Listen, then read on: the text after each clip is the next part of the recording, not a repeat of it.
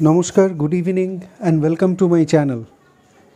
This video would be about the takeaways of East Bengal from the IFA Shield tournament, entirely as per my understanding and observation of the games.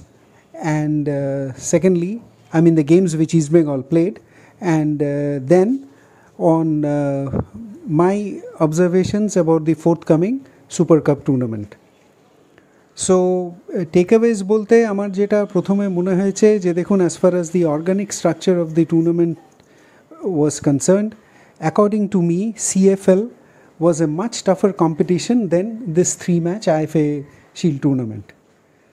CFL was a stretched out tournament, many teams participated, and East Bengal ultimately won that tournament. So, amar mote, with my very basic understanding of football, winning a stretched out tournament with so many matches to play and win, winning of CFL was much more tougher and prestigious than winning a 3-match IFA Shield tournament. Jodio tournamenter weightage অনুযায়ী historically IFA Shield is definitely more recognized than CFL. কিন্তু IFA শিল্ডের এখন যা অবস্থা আপনারা সবাই জানেন যে কত বছর পর টুর্নামেন্টটা হলো, অ্যান্ড যে ধরনের টিমরা এতে পার্টিসিপেট করেছে other than the two big clubs of Calcutta, তাতে কিন্তু এই টুর্নামেন্টটা কোনোভাবেই এটাকে একটা ন্যাশনাল টুর্নামেন্টের পর্যায়ে ফেলা যায় না। ইয়েস, যদিও বাইরের 2-3টে ক্লাব খেলতে এসেছিলো, কিন্তু তারা কোন লেভেলের ক্লাব এবং তাদের সাথে খেলে আমাদের ক্লাব এবং সুপার জায়ান্টসের কতটুকু কি লাভ হয়েছে বা কতটা এক্সপিরিয়েন্স গেইন করেছেন ওনারা, সেটা কিন্তু একটা মস্ত বড় প্রশ্নচিহ্ন রেখে দেয়।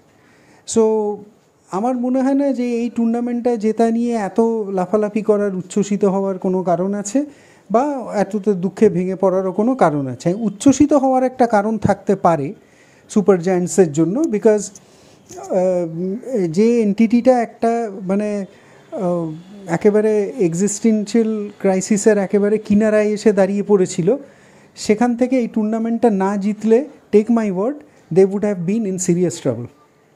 এটা কিন্তু যে কেউ বুঝতে পেরেছে, এবং যার জন্য কালকের টুর্নামেন্ট মানে কালকের যে ম্যাচটা হয়েছে তাতে আমি যেটা আগেও বলেছিলাম আমার আগের দুটো ভিডিওতে, যে it is very well understood that it would be a pre concluded match, এবং ইস্টবেঙ্গলকে কালকে জিততে দেওয়া হবে না, যে করেই হোক ইস্টবেঙ্গলকে কালকে আটকে দেওয়া হবে। And in light of the controversy theory, just let me tell you, কালকে জয়গুপ্তা যদি পেনাল্টিটা মিস না করতো, অন্য আরেকজনকেও করতো। সো এখানে কালকে ইস্টবেঙ্গলকে জিততে না দেওয়াটা ওয়াজ অ্যান অ্যারেঞ্জমেন্ট, বিকজ একটা টিমের মানে to remain afloat, it was absolutely essential যে সেই টিমটাকে এই টুর্নামেন্টটা জিতিয়ে দেওয়া যেতে হবে। যাই হোক, they have won, all kudos and congrats to them. কিন্তু এখানে দুটো ব্যাপার আছে, যে একটা হচ্ছে যে ইস্টবেঙ্গল কালকে যা খেলেছে তাতে কিন্তু, keeping aside the controversy theory, একবারের জন্যও মনে হয়নি যে ইস্টবেঙ্গলের অপোনেন্ট ইস্টবেঙ্গলের ওপরে ডমিনেট করেছে, ডেফিনেটলি করেনি। অ্যান্ড কালকে ওই পেনাল্টি মিস দেখুন, ওরাও একটা করেছে, আমরাও করেছি, বাট আনফর্চুনেটলি ওদের পেনাল্টি মিসটা ওদের সাকসেসের রাস্তায় দাঁড়ায়নি। Okay, it didn't come in the way of their success, but the penalty which we missed cost us the championship or the trophy, as you may say it. So এই দুটো একটা difference definitely. আরেকটা হচ্ছে যে ইস্টবেঙ্গলের ওই হামিদ আহদাদ যে দুটো সিটার মিস করলো কালকে, ওটার একটাও যদি হয়ে যেত, again I am saying, keeping aside the controversy theory, result কী হতো সেটা সবাই অনুমান করতে পারে। ওকে, এই ব্যাপারে আর নতুন করে কিছু বলার নেই। যেটা আমার সবচেয়ে অদ্ভুত লাগলো কালকে, মানে দিনের শেষে সোশ্যাল মিডিয়াতে একটা স্পোর্টস চ্যানেলে দেখছিলাম, মোহনবাগানের ওই দুই কেয়ারটেকার এক্সিকিউটিভ, ওনারা এমনভাবে মানে বাইট দিলেন এবং মানে রিপোর্টারদের সামনে এসে বললেন as if super giants have completely crushed East Bengal on the field. I don't know, মানে do they lack basic senses or they do it, মানে এটা পুরোটাই একটা মানে গ্যালারি প্লে, মানে they want to put up a facade in front of the supporters, or they want to make themselves popular among the supporters. ওকে, এটা আমি কোনো রকম মানে পলিটিক্যাল অ্যানালজি টানতে চাইছি না, কিন্তু একটা পার্টিকুলার দেশের পলিটিশিয়ানসরা মানে এই জিনিসটা করে থাকে ফর দেয়ার সার্ভাইভাল। তো ওনারা কি মানে ওরকম কিছু একটা মানে করার ওনাদের কি মানে is it their basic tendency, নাকি ওনারা ভাবেন যে যারা ওনাদের কথা শুনছেন বা যারা খেলা দেখেছেন they are less sensible than they are? Definitely they are not less sensible, এটুকুনি তো বোঝাই যায়। আর আইএফএ শিল্ডে এই দুটো ক্লাবের রেকর্ড আজকে কোথায় দাঁড়িয়ে আছে সেটা সবাই জানে। অবশ্য এই দুটো ক্লাবের বললে ভুল হবে, কারণ মোহনবাগান তো আর নেই, now it is super giants. So erstwhile Mohun Bagan এর সাথে ইস্টবেঙ্গলের রেকর্ডের ফারাকটা কোথায় সেটার জন্য স্ট্যাটিস্টিক্স দেখার প্রয়োজন নেই, এটা আই থিঙ্ক সবাই জানে। এই নিয়ে স্ট্যাটিস্টিক্যাল রিসার্চ করার কোনো প্রয়োজন হবে না। ওকে, এত কিছু করেও যারা এখনও অবধি ইস্টবেঙ্গলের রেকর্ডকে ছুঁতে পারলো না, তাদের সাথে আইএফএ শিল্ড ওতপ্রোতভাবে জড়িত আছে কি না? 1911 সালে আইএফএ শিল্ড জিতেছিল, তার মধ্যে উইদিন ইনভার্টেড কমার্স কজন রিফিউজি প্লেয়ার ছিলেন সেটা যদি আমরা একবার দেখি তাহলে কিন্তু এসব কথা কিন্তু খাটে না। যাই হোক, they feel that by uttering this kind of languages they would gain more popularity amongst the supporters. ওনারা খুব ভালো করেই জানেন যে as far as the supporters are concerned where they stand, আর ওনাদের এই পুরো মানে বিজনেস এন্টিটিটাকে সাপোর্টাররা এখন কী নজরে দেখছেন। So it may be their survival tactics, doesn't matter, every person has got their own ways and means to stay afloat and work for their survival.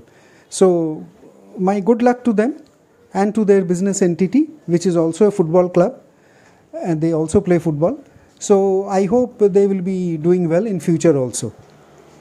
এবার আসা যাক ইস্টবেঙ্গলের যে টেকঅ্যাওয়েজগুলো। ফার্স্ট অ্যান্ড ফরমোস্ট যেটা আমি বলতে চাই যে অস্কার ব্রুজোর কিন্তু creative faculty has to sharpen, his decisions have to be more prudent.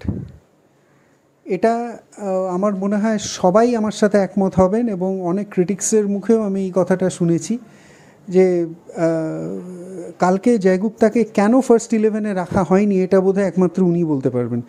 Now keeping aside the controversy theory, this was a wrong decision, but in light of the controversy theory I don't know if this was a part of the arrangement, যে একটা সাইডের উইংকে একটুখানি দুর্বল করে রেখে দেওয়া যাক।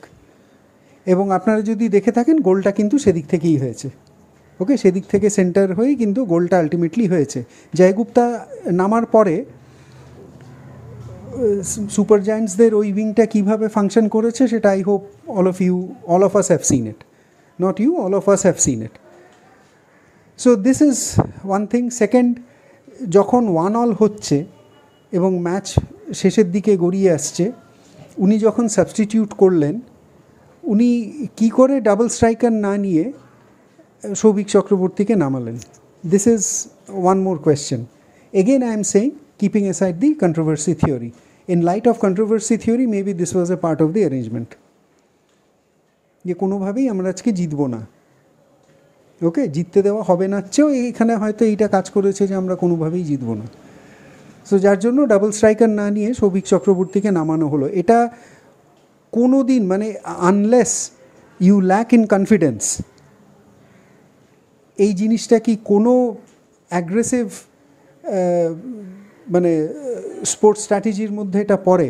আপনাদের কি মনে হয় কোনো অ্যাগ্রেসিভ স্ট্র্যাটেজির মধ্যে কি এই জিনিসটা পড়ে যে ম্যাচ যখন শেষের দিকে গড়িয়ে আসছে অ্যান্ড উই আর ইকুয়ালি পয়েজড, সেখানে আমি ডাবল স্ট্রাইকার একজন স্ট্রাইকারকে সাবস্টিটিউট করে আরেকজনকে নামালাম এবং তারপরে আরেকজনকে সাবস্টিটিউট করে একজন মিডফিল্ডারকে নামালাম, কিন্তু আমি ডাবল স্ট্রাইকারে গেলাম না। What does this mean? এটা কি ল্যাক অফ কনফিডেন্স, না was it a part of this strategy? যাই হোক, so this is war I think Oscar Bruzon really needs to pull up his socks, and ওনার এটা বোঝা উচিত যে he is standing on huge expectations and his seat is hot. So irrespective of the fact that he has turned around the team, আমাদের ওই film star coach যে অবস্থায় টিমটাকে ফেলে রেখে পালিয়ে গিয়েছিলেন, তারপরে অস্কার ব্রুজো এসে উনি হাল ধরেছেন, and it is beyond all assumption that he has certainly turn around the spirits of the club. উনি আসার পরে এরকম খুব কম গেম হয়েছে যেখানে east Bengal has not put up a good show. অনেক ক্ষেত্রে জিতেছে, অনেক ক্ষেত্রে জেতেনি, কিন্তু ওই সারেন্ডার করে আসা বা ওরকমভাবে বাজে খেলে হেরে আসা, এটা কিন্তু খুব রেয়ার হয়েছে উনি আসার পরে। So I believe he deserves one more season, at least this season, to prove his worth. এই সিজনেও যদি উনি কোনো ট্রফি না এনে দিতে পারেন, then definitely he should be under the scanner. তবে আমার মনে হয় না সেই অবধি পরিস্থিতি যাবে বলে। Another thing is that about the East Bengal defense. Well, আমার খেলা দেখে যা মনে হয়েছে যে with my very humble understanding যে East Bengal defense is still to regroup in a proper shape and form.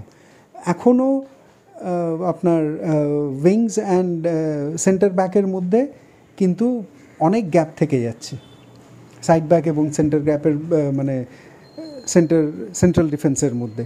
So this has to be bridged, this has to be managed well. And মিডফিল্ডে কিন্তু মানে বল হোল্ডিংটা Miguel একটু বেশি করছে। বল holding শুধু না, he is retaining the ball and he is penetrating a bit more. He is trying to penetrate bit more and go deeper into the opponent's territory.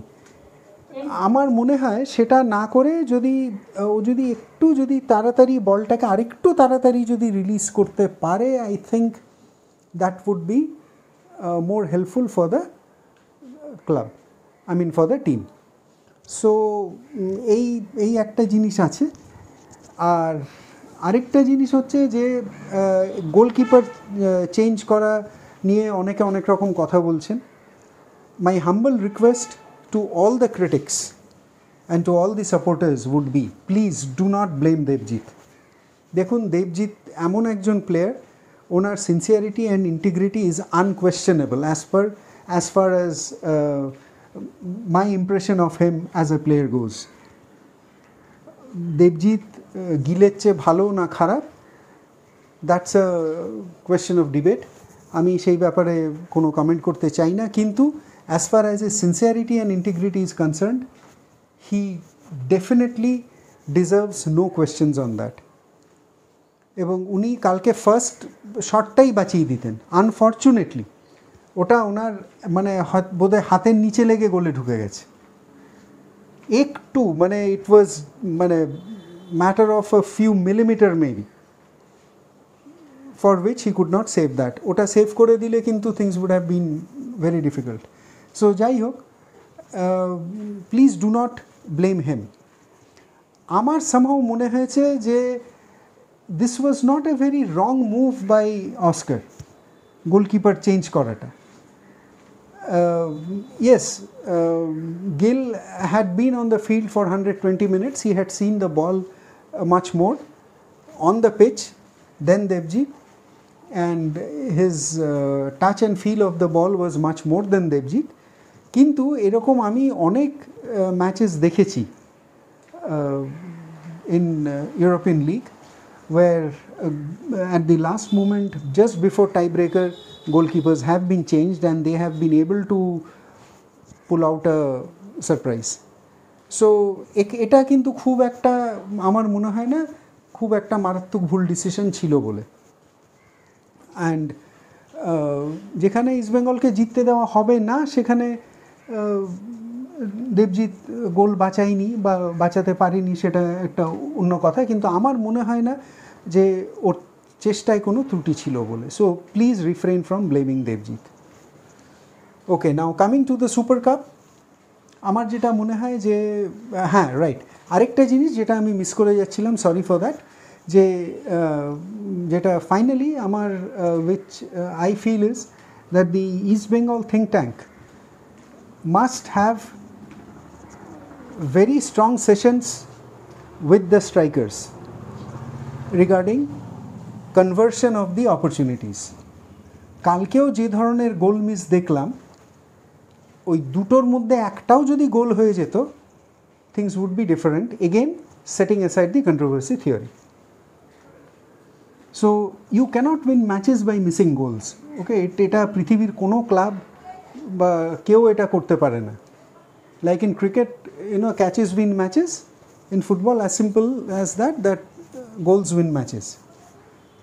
So এই ধরনের যদি গোল মিস হতে থাকে তাহলে কিন্তু ম্যাচ জেতা সম্ভব নয়। So a very serious endeavor has to be taken up to ensure that the conversions are improved. Okay, they improve drastically. Now coming to the Super Cup, আমার মনে হয় first of all super cup যে ডার্বিটা হবে, that will be a new game, কারণ already scores are levelled, living aside the CFL derby, সিনিয়রদের মধ্যে যে ডার্বি দুটো হয়েছে তাতে scores are levelled 1-1. So now it will be a fresh derby. Okay, it will be a fresh score book to write on. Now super কাপে AIFF এর কী role হবে সেটা আমার যা মনে হচ্ছে সেটা হচ্ছে যে দেখুন, super giants have been banned from ACL 2. Okay, I mean ACL ওরা খেলতে পারবে না। সো আমার মনে হয় না এআইএফএফ চাইবে যে এমন কোনো ক্লাব সুপার কাপ চ্যাম্পিয়ন হোক যারা ACL 2-তে কোয়ালিফাই করতে পারবে না বা খেলতে পারবে না। So they would pull all strings this time to ensure that Super Giants do not become the champions. I mean, very much in contrary to the last two seasons, where the AIFF pulled all strings to ensure that nobody else other than Super Giants were the champions. এবং AIFF এর একেবারে complete support না হলে, both internal and external, ওরা কিন্তু champions হতো না।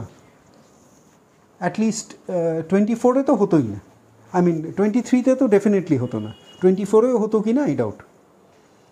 So এখানে এটা একটা জিনিস হবে, and east Bengal really needs to pool it's socks up and ensure that the defense functions in a more compact manner. The midfield plays a much more fluent football, and the strikers, their conversion ratio improves. এছাড়া কিন্তু super কাপে east বেঙ্গলের success আসবে না। So এটা অস্কারের কাছে super cup is definitely an acid test, কারণ আমার পার্সোনালি মনে হয় এই সিজনেও যদি অস্কার কোনো ট্রফি না দিতে পারে, it could spell doom for him. So যাই হোক, let us hope for the best. And তবে এখানে আরেকটা কিন্তু থিওরি আছে, একটা এখানে আরেকটা স্পেশাল অ্যাঙ্গেল আছে যেটা which may play a role, যে এআইএফএফ যদি সুপার জায়ান্টসকে ফেভার না করে as regards winning the tournament, তাহলে এরকমও একটা ইনফ্লুয়েন্স কিন্তু এআইএফএফ ওপরে আসতে পারে যে if it is not us, ensure it is not east Bengal either. So এই ধরনের যদি ইনফ্লুয়েন্স সেখানে কাজ করে, সেটা কিন্তু কিছু বলা যায় না, but at the same time this cannot be ruled out also. So please keep this thing in mind as well. So super কাপেও যদি ইস্ট বেঙ্গলের খেলার রেফারিংয়ের সময় যদি কিছু মানে if you see some controversial decisions being taken, do not be surprised, because Super Giants এর কিন্তু national level ওদের influence is much more stronger. So we must not ignore that, and we always must keep that in mind before we make a call. So এটা আমাদের কিন্তু মাথায় রাখতে হবে. Anyway, দেখা যাক. ISL নিয়ে এক্ষুনি কিছু বলাটা হয়তো ঠিক না, because we don't even know whether ISL is at all going to happen, or even if it is organized, then by when will it start. So I'm keeping aside ISL. Super Cup obdi ekhon dekha jak, and let us keep our fingers crossed for Super Cup and hope for the best. I hope East Bengal would put up a better show in Super Cup, and we would reach a respectable position in the tournament and ultimately go on and win the tournament. So আজকের আমার যে main objective ছিল এই ভিডিওটা করার, these were the points which I wanted to make. And before I end, just let me tell you that as far as IFA or any other football topics are concerned, probably this is my last video. এরপরে ফুটবলের ওপরে আমি আর কোনো কিছু বলবো না till Super Cups starts. অন্য টপিকের ওপর নিশ্চয়ই ভিডিও থাকবে, তবে most likely they would not be related to sports. There would be topics there would be videos on other topics other than sports. So please keep following my channel, and if you like my video, do like and share it. আর যদি আপনাদের মনে হয় যে yes, this channel is adding some values to your thought process, then please do subscribe to my channel. Thank you very much, and have a very nice Diwali. সবাইকে কালী পুজোর আন্তরিক শুভেচ্ছা এবং রিগার্ডস জানিয়ে ভিডিওটা শেষ করছি. Thank you.